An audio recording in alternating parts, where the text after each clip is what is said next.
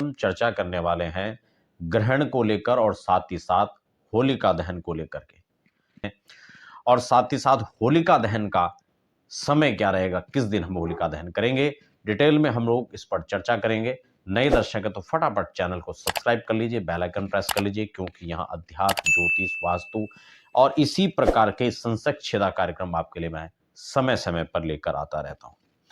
देखिए, हमारे तमाम जितने दर्शक हैं, मैं आपको एक बात यहां पर बड़ा स्पष्ट कर दूं, होली इस बार 2 तारीख को ही होलिका दहन होगा। कई लोग इसमें अपना तर्क दे रहे हैं कि 2 तारीख को भद्रा है, लेकिन भद्रा का पुच्छ काल से लेकर के मुख काल, इनका भी विचार शास्त्रों में बताया गया है।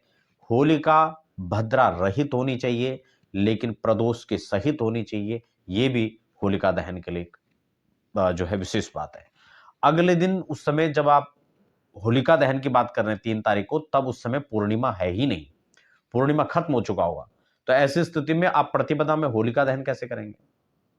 तो आपको समझना चाहिए कि होलिका दहन का जो कार्यक्रम होगा वो 2 तारीख को होगा। पंचांग में इसके लिए विस्तृत वर्णन है। मुझे बड़ा आश्चर्य होता है कि हम लोग कई बार क्या करते हैं कि पंचांग से ही देख करके बता रहे हैं और पंचांग के विरुद्ध ही बता रहे हैं। जो लोग 3 तारीख को बात कर रहे हैं, वो लोग तिथि का निर्णय किससे कर रहे हैं? पंचांग से कर रहे हैं। और फिर पंचांग के विरुद्ध जाकर के, पंचांग ने कहा 2 तारीख को होलिका दहन है, तो पंचांग के विरुद्ध जाकर के 3 तारीख को कह रहे हैं। तो भाई ये तो बड़ा हास्यास्पद है। इसलिए जो लगभग 100-150 साल पुराने पंचांग हैं, उनकी एक अपनी गणना है, लगातार उसी हिसाब से वो गणना करते हैं और वहां पर बड़ा स्पष्ट जो है हर तिथि का और इन सब चीजों के मान के बारे में बताया गया। वहां बड़ा स्पष्ट कर दिया गया है कि प्रदोष में जो, क्योंकि भद्रा का मुख है वो यहां पर स्पष्ट किया गया है 26:38 से 28:34 तक, यानी ये काल इस समय भद्रा के मुख का है, इसको छोड़ दीजिए। जबकि ये तो अर्धरात्रि के बाद पड़ रहा है।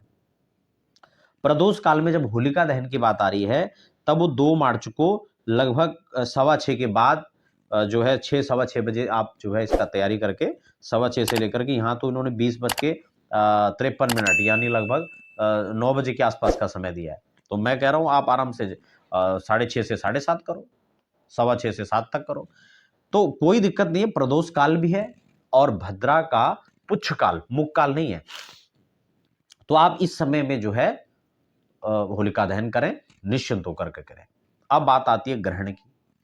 तो ग्रहण जो है अगले दिन है और यह ग्रहण इस बार खासकर सिंह राशि पे पड़ रहा है।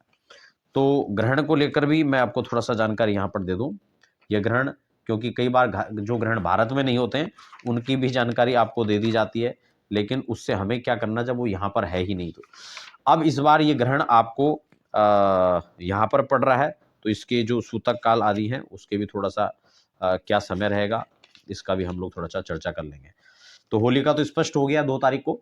अब जो हम ग्रहण की बात करें तो ग्रहण जो है आपका 3 तारीख को, 3 मार्च को ग्रहण रहेगा। इसीलिए जो है ये सारी बातें चल रही हैं, जो कि उत्तरा फाल्गुनी नक्षत्र और आपका सिंह राशि पर हो रहा है। ये सब विस्तृत उसका वर्णन है।